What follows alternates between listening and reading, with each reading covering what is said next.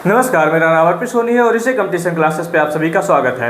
2003 में इंडिया और अफगानिस्तान और ईरान के ऑफिशियल मिलकर एक प्लान बनाते हैं कि हम एक प्रोजेक्ट शुरू करेंगे और इस प्रोजेक्ट के अंदर हम एक पोर्ट बनाएंगे। इस पोर्ट को इंडिया बनाएगा, इसमें जो पैसा लगेगा वो इंडिया का लगेगा, लेकिन ये पोर्ट बनेगा ईरान में। तो जो हमारा पोर्ट बना इसका नाम दिया गया चाबहार पोर्ट। 2003 में ये प्रोजेक्ट शुरू किया और ये बहुत ही ज़्यादा महत्वाकांक्षी प्रोजेक्ट था इंडिया के पर्सपेक्टिव से, क्योंकि इंडिया का सेंट्रल एशिया के साथ कोई बॉर्डर टच नहीं करता। हमारा एक बॉर्डर टच करता है अफगानिस्तान के साथ और वही बॉर्डर फिर हमें लेकर जाता है सेंट्रल एशिया में, क्योंकि वो बॉर्डर इस समय पीओके के अंदर है। पीओके मतलब पाकिस्तान ऑक्युपाइड कश्मीर। तो ये इसके ऊपर इस समय पाकिस्तान का कंट्रोल है और पाकिस्तान हमें वहां का एक्सेस नहीं देता जिससे कि हम अफगानिस्तान में जा सकें या फिर सेंट्रल एशिया के साथ हम ट्रेड कर सकें, क्योंकि सेंट्रल एशिया के साथ ट्रेड करने से इंडिया को बहुत ज़्यादा फायदा होता है और सेंट्रल एशिया के द्वारा हम बहुत कुछ खरीद भी सकते हैं, जो कि बहुत ही ज़्यादा इंपॉर्टेंट होता है। ऑल द वे हमें जब उसको खरीदना होता है तो हमें बहुत ही लंबा रास्ता तय करना पड़ता है और तब वो जाके शिपमेंट इंडिया आता है। अगर हमें इस तरह से एक पोर्ट मिल जाता कि हम सीधे एक्सेस ले पाते सेंट्रल एशिया का और साथ ही साथ रसिया का, तो इससे हमें बड़ा फायदा होता। और यही पॉइंट ऑफ व्यू रख के फिर इंडिया के द्वारा ईरान में चाबहार पोर्ट को डेवलप किया जाता है और इंडिया इसको बाद 2000 लगभग 10 साल तक के लिए इंडिया इसका कंट्रोल ले लेता है, इस पर लीज ले लेता है। लेकिन फिर एक सैंक्शन लग जाता है ईरान के ऊपर। लेकिन उस समय जब ये सैंक्शन लगता है तो डोनाल्ड ट्रंप यानी कि 2019 के टाइम पे जब डोनाल्ड ट्रंप इस समय यूएस के प्रेसिडेंट थे, तो उन्होंने चाबहार पोर्ट को इस सैंक्शन से वेवर दे दिया था, क्योंकि इसमें इंडिया को एक स्पेशल केस दिया गया था और इसमें इसको वेवर दे दिया गया था, जिससे इंडिया अभी तक चाबहार पोर्ट के थ्रू सेंट्रल एशिया के साथ और रसिया के साथ बहुत ही बढ़िया से ट्रेड कर रहा था। लेकिन अब इसके ऊपर संकट आ गया है। संकट क्या है कि इस समय जो यूएस का वेवर था चाबहार पोर्ट के ऊपर, उसको यूएस के द्वारा हटा लिया गया है और ये वेवर अब कंप्लीटली हट चुका है। अगर हम बात करें तो ये चाबहार पोर्ट अब इस समय खतरे में आ गया है, यानी कि अब इसके द्वारा ट्रेड कर पाना बहुत ही ज़्यादा मुश्किल है। चाबहार पोर्ट की अगर लोकेशन की बात करें तो ये चाबहार पोर्ट इस तरह है। इंडिया के कांडला पोर्ट से यहाँ से हमारा शिप जाता है, ये पाकिस्तान में चाइना का एक पोर्ट है जिसका नाम है ग्वादार पोर्ट। ग्वादार पोर्ट को काउंटर करने के लिए भी आप कह सकते हैं कि हमने ईरान के अंदर अपना चाबहार पोर्ट डेवलप किया था। लेकिन हमने ये कह के डेवलप किया था क्योंकि हमें फिर इस चाबहार पोर्ट के माध्यम से अफगानिस्तान का एक्सेस मिलेगा, तो अफगानिस्तान के साथ हम व्यापार कर पाएंगे, अफगानिस्तान को ह्यूमैनिटेरियन एड दे पाएंगे और अफगानिस्तान के साथ होते हुए फिर हम सेंट्रल एशिया में पहुंच जाएंगे। और सिर्फ सेंट्रल एशिया में नहीं बल्कि हम यहाँ से पहुँच जाएंगे रसिया में। तो इस चाबहार पोर्ट के माध्यम से हमें सेंट्रल एशिया का भी एक्सेस मिल जाता है और रसिया का भी एक्सेस मिल जाता है, जिससे हम अपना ट्रेड बहुत ही अच्छे से कर पाते हैं। अब इनके ऊपर क्योंकि इस समय यूएस इंडिया के अगेंस्ट चला गया। 2019 में जो डोनाल्ड ट्रंप थे वो बहुत ही ज़्यादा प्रो इंडिया थे, लेकिन अब इस समय जो डोनाल्ड ट्रंप है वो बहुत ज़्यादा इंडिया के अगेंस्ट है। तो इंडिया के ऊपर और ज़्यादा प्रेशर बनाने के लिए उन्होंने चाबहार पोर्ट के ऊपर जो भी वेवर था उसको अब हटा लिया गया है। तो इस समय न्यूज यही है।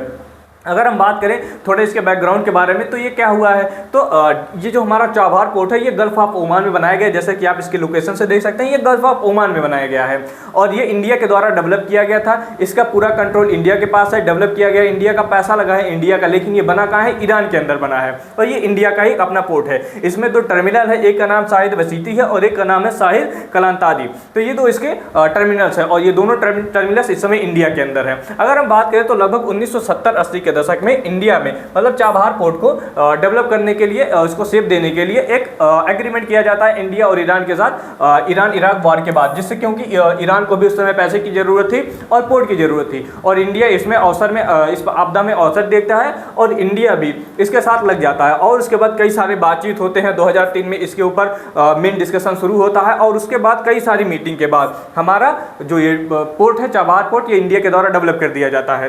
पहला इसका ट्रायलेटरल मीटिंग होता है इंडिया, ईरान और अफगानिस्तान के साथ, इसलिए क्योंकि हम जो transit and trade via Chabahar port, यानी कि हम चाबहार पोर्ट के द्वारा ट्रांजिट और ट्रेड करेंगे।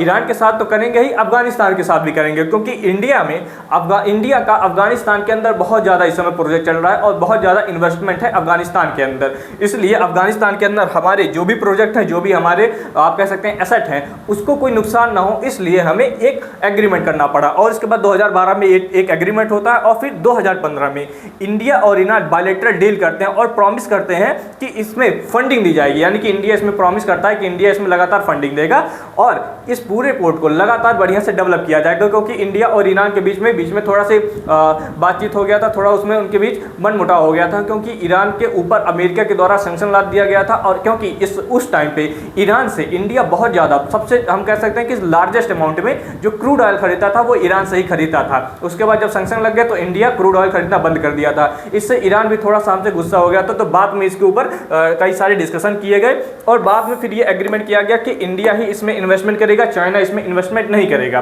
तो 2016 में ट्राइलेटरल ट्रांसपोर्ट एग्रीमेंट साइन होता है इंडिया, अफगानिस्तान और ईरान के बीच में। इंडिया साइन करता है एक कॉन्ट्रैक्ट ईरान के साथ to equip and operate parts of Chabahar port, यानी कि साइड बेसिटी को।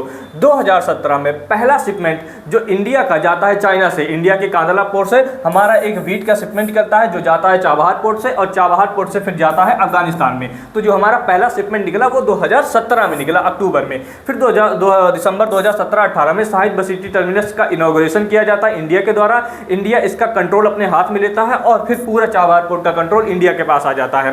2018 में क्या होता है कि जो ईरान यूएस के द्वारा और ईरान के द्वारा एक न्यूक्लियर डील किया गया था। बाद में वो न्यूक्लियर डील कैंसिल हो गया था, क्योंकि जब डोनाल्ड ट्रंप आए थे तो उन्होंने ये कहा था कि ईरान लगातार यूरेनियम का इनरिचमेंट कर रहा है और बहुत ही जल्दी वो एक परमाणु बम बना लेगा, एक एटॉमिक बम बना लेगा। तो इसलिए वो जो सिविल न्यूक्लियर डील था ईरान के बीच में और यूएस के बीच में, उसको कैंसिल कर दिया जाता है और फिर डोनाल्ड ट्रंप के द्वारा उसके ऊपर हैवी सैंक्शन लाद दिए जाते हैं 2018 में। US sanction on Iran and reimpose but the Chabahar port project is given to the waiver under the Iran freedom and counter proliferation act, यानी कि जो भी इसमें एक्ट रहा हो, लेकिन इसके ऊपर उस समय इंडिया का बहुत ज़्यादा प्रेशर था। तो जो भी ईरान के ऊपर उस समय लगाया गया था सैंक्शन, उसमें चाबहार पोर्ट को अलग कर दिया गया था और ये कहा गया था कि चाबहार पोर्ट इसमें एक टाइप का एक्सेप्शन है। तो उसके बाद 2024 में इंडिया 10 साल का एग्रीमेंट साइन करता है पूरे चाबहार पोर्ट को ऑपरेट करने के लिए।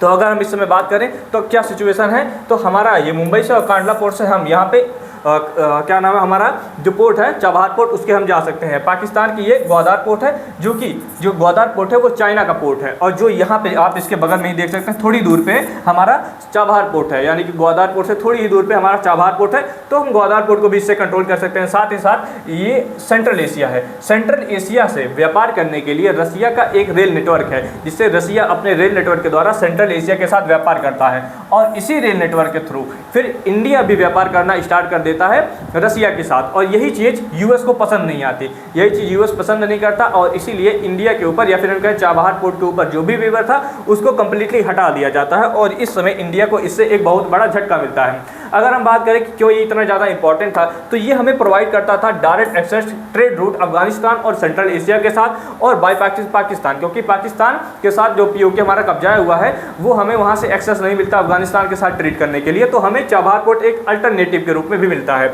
अगर हम की नोट की बात करें तो इंटरनेशनल नॉर्थ साउथ कॉरिडोर, ये जो इंटरनेशनल नॉर्थ साउथ कॉरिडोर है, यही वो बात कर रहा था रसिया का जो रेल नेटवर्क है, इसके द्वारा रसिया सेंट्रल एशिया, इंडिया और ईरान के साथ और साथ ही साथ यूरोप के साथ भी व्यापार करता है। तो इनका एक बहुत ही बड़ा रेल नेटवर्क है और ये बहुत ही ज़्यादा इंपॉर्टेंट है, क्योंकि रसिया का लगभग बहुत ही ज़्यादा अमाउंट में इनके साथ ट्रेड होता है इसी रेल कॉरिडोर की वजह से। साथ ही साथ चाबहार पोर्ट एक बहुत ही बढ़िया जियो स्ट्रेटेजिक पॉइंट के ऊपर बना हुआ है, तो इससे हम काउंटर बैलेंस कर सकते हैं चाइना का प्रेजेंस इंडियन ओशियन में या फिर कहें गल्फ ऑफ ओमान में। तो इससे हमें ये भी एक एडवांटेज मिलता है। साथ ही साथ हमें जब भी अफगानिस्तान के अंदर ह्यूमैनिटेरियन एड पहुंचना होता है या फिर सेंट्रल एशिया में, तो इससे हमें बहुत ही ज़्यादा फायदा होता है। अगर हम बात करें तो कैसे हमारा ट्रेड होता है रसिया के साथ, तो ये हमारा मुंबई से पोर्ट निकला और ये चाबहार पोर्ट पर गया। चाबहार पोर्ट के माध्यम से फिर हम जा सकते हैं यहाँ पे तो हम अपना अफगानिस्तान के साथ भी ट्रेड कर सकते हैं, उसके बाद फिर पूरे सेंट्रल एशिया के साथ ट्रेड कर सकते हैं। और रसिया का जो ये पोर्ट है, यहाँ से हम रसिया के साथ जो इनका इंटरनेशनल साउथ कॉरिडोर है, इनका जो रसिया का रेल नेटवर्क है, उसके साथ फिर हम ट्रेड कर सकते हैं इंडिया का और रसिया का। तो इस समय इंडिया और रसिया का ट्रेड हुआ भी था और रसिया से एक शिपमेंट आया था ट्रेन के थ्रू और उसके बाद फिर हमने चाबहार के थ्रू फिर इंडिया के अंदर लेकर आया था। इससे जो यूएस है उसको बहुत ज़्यादा नाराज हुआ, क्योंकि एक तरफ यूएस ये चाहता है कि इंडिया रसिया का ट्रेड जो है वो कंप्लीटली खत्म हो जाए और इंडिया को इससे सेटबैक लगे। लेकिन यहाँ पे उल्टा ये हुआ कि इंडिया चाबहार पोर्ट के माध्यम से और ज़्यादा ट्रेड करने लगा रसिया से, इसीलिए जो ये वेवर हटाया गया है, मेन इसके पीछे यही है। अब इसके बाद बात करें तो इस समय सिचुएशन क्या है, न्यू डेवलपमेंट क्या हुआ है? तो जो न्यू डेवलपमेंट वही है कि 2018 में जो IFCA वाला वेवर हमें मिला था उसके अंडर, अब उसी को रिमूव कर दिया गया है और 29 सितंबर से ये कम्प्लीटली रिमूव हो जाएगा। मतलब कि 29 सितंबर से ये कम्प्लीटली रिमूव हो जाएगा। इंडिया का ये पोर्ट अब वेवर के अंदर नहीं आएगा।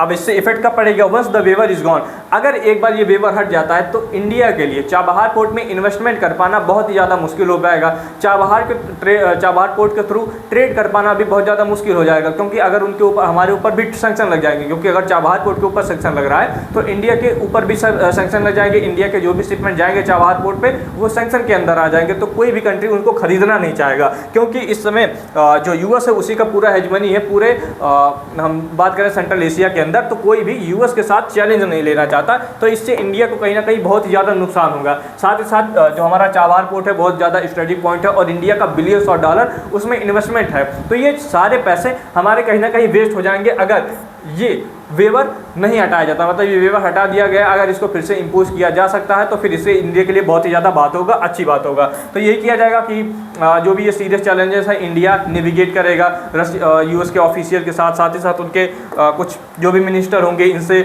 रिलेटेड, तो उनके साथ ये हमारा डिस्कशन किया जाएगा और ये रहेगा कि जो भी ये वेवर है उसको ऐसा ही लगाया जाए, इस वेवर को हटाया ना जाए, क्योंकि जो इस समय यूएस है वो जितना चाह रहा है कि पूरी तरीके से इंडिया को इतना प्रेशराइज कर दिया जाए कि जो इंडिया है वो रसिया के साथ कंप्लीटली अपना व्यापार बंद कर दे। ये कहीं ना कहीं जो हमारे ट्रंप है उनका एक कहीं ना कहीं साजिश है इंडिया के ऊपर, जैसे कि इंडिया रसिया का जो भी रिलेशन है वो कहीं ना कहीं इससे आहत हो। तो आई थिंक आपको सब कुछ समझ में आया होगा कि चाबहार पोर्ट क्यों इतना इंपॉर्टेंट है इंडिया के लिए और इसमें क्या नई डेवलपमेंट हुई है। फिर अगर आपको कोई भी डाउट होता है तो आप हमसे कमेंट सेक्शन में पूछिएगा, हम आपको इसका रिप्लाई देंगे। हम आपसे मिलते हैं फिर नेक्स्ट वीडियो में, तब तक के लिए जय हिंद।